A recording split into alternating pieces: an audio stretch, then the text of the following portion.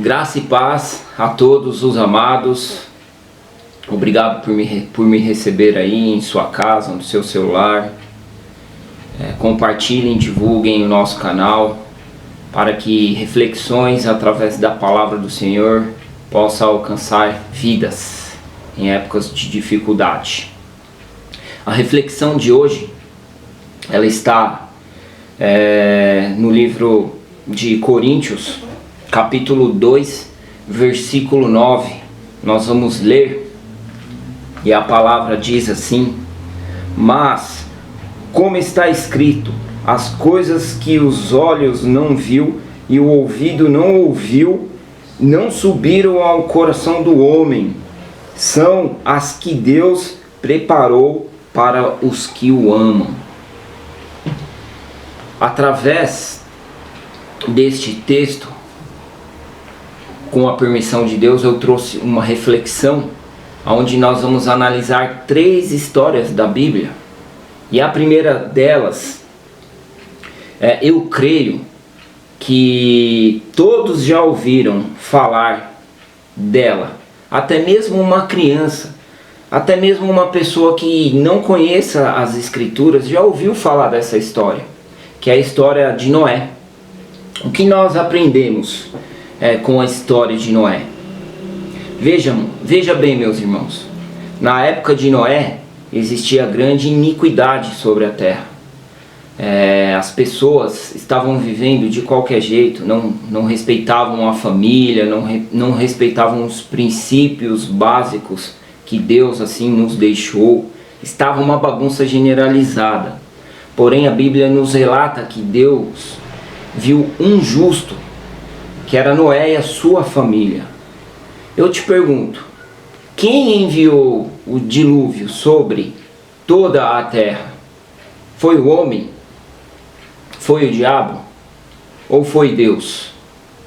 Com toda a certeza, foi o próprio Deus. E Deus poupou a vida daquela família, porque Noé era justo, temente às palavras do Senhor. A segunda história está na vida de José. José do Egito, como todos também já ouviram falar ao menos uma vez, que houve grande fome em todo o mundo naquela época. Como nos dias de hoje, só que com bem menos população, uma grande fome atravessou 7 anos todo o mundo. José era um homem que tinha, através da vida de seu pai Jacó, promessas em sua vida. E foi usado sim pelo Senhor para revelar o sonho ali para Faraó e dar um jeito na situação que o mundo estava vivendo naquela época. Quem enviou a fome para o mundo naquela época? Foi o homem? Foi o próprio diabo? Ou foi Deus? Com certeza, meus irmãos, foi o próprio Deus que enviou a fome sobre o mundo. Ou seja, Deus está no controle. Tudo acontece pela permissão dele. A terceira e a última reflexão está na vida do profeta Elias. Houve um grande período sem chuva, aproximadamente 3 anos e meio, porque o próprio profeta Elias clamou ao Senhor. Mas eu te pergunto, quem permitiu essa seca? Foi Elias que clamou ao Senhor? Foi o diabo? Ou foi o próprio Deus? Foi o próprio Deus que permitiu uma seca por 3 anos e meio. Você imagina nos dias de hoje, 3 anos e meio sem chuva.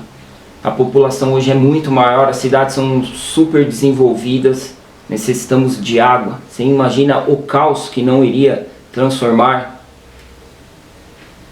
Essas 3 histórias, ela nos traz sempre algo mostrando sempre que Deus está no controle. E hoje, nos dias atuais, nós estamos passando sim por uma dificuldade tão grande ou tão semelhante quanto a essas que homens enfrentaram, famílias também enfrentaram. Hoje nós estamos passando pela Covid-19. E o que você tem, o que você entende comparando a Covid-19 com essas 3 reflexões? Deus está permitindo que isso aconteça ao mundo. Não é o diabo, não é o homem, é o próprio Deus. Ele ainda está no controle. Ah, mas foi o homem que criou esse vírus em laboratório. Quem permitiu? Se foi essa realmente a história, quem permitiu que o homem criasse, desenvolvesse esse vírus em um laboratório? Foi o próprio Deus. Mas vamos olhar, vamos refletir para o lado bom de tudo isso. Com essa pandemia, com essa quarentena, talvez Deus queira corrigir eu e você. Viemos a refletir nisso. Qual foi a última vez que você passou tanto tempo com a sua família, com a sua esposa, com o seu marido, com os seus filhos? Qual foi a última vez que você teve a oportunidade de ficar tanto tempo junto, tanto período de convivência? Eu não me lembro, nos meus anos de idade, qual foi a última vez que eu tive tanto tempo para conviver com a minha família. Porque nós, muitas das vezes, estamos correndo atrás daquilo que nós não trouxemos e não levaremos deste mundo. Cadê o seu trabalho? Você está há quantos dias sem trabalhar? Por que você precisa trabalhar tanto? Para que você precisa de tantos bens? Para que você precisa correr atrás do dinheiro que nem um louco, que nem um doido? Enquanto que o que você tem já é o suficiente para você e a sua família. Deus está nos ensinando muita coisa através de tudo isso que tem acontecido. Viemos a prestar atenção. Você, esposa, que vivia fora de casa, trabalhando que nem uma doida e não tinha tempo para sua filha, seu filho. Sabe? Eles viviam na casa de avós, em escolas, e você não tinha nem intimidade com ele. Será que nós não estamos vivendo dias semelhantes à época de Noé, de José e do próprio Elias? Viemos a ficar atento aos detalhes. O conselho que eu tenho para te dar esta noite, como a palavra diz, eu vou ler ela mais uma vez, mas como está escrito, as coisas que os olhos não viu e o ouvido não ouviu, e não subam ao coração do homem. Ou seja, meu irmão, minha irmã, nessa época que você está trancado dentro da sua casa, aproveite da melhor maneira possível. Sabe, não fique sendo manipulado pela mídia, pelas notícias ruins.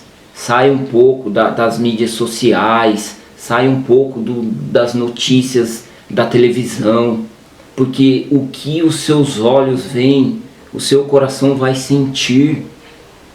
Então, se você ficar só sendo bombardeado por notícias ruins, você estará depressivo, morto dentro da sua casa.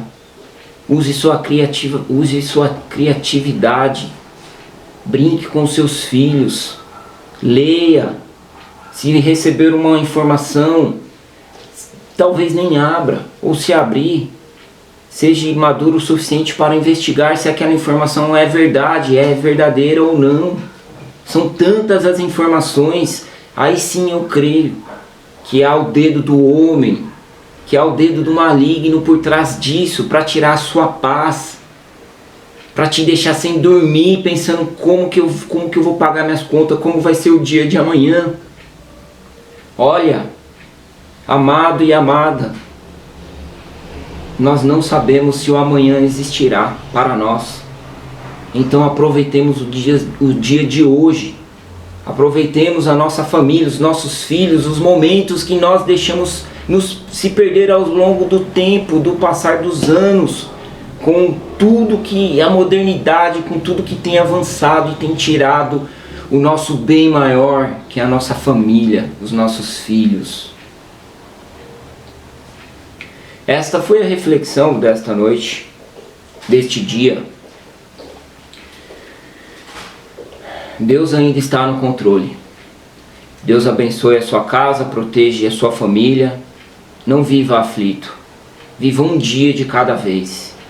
Cuidado com o que os seus olhos veem. Fiquem na paz do Salvador.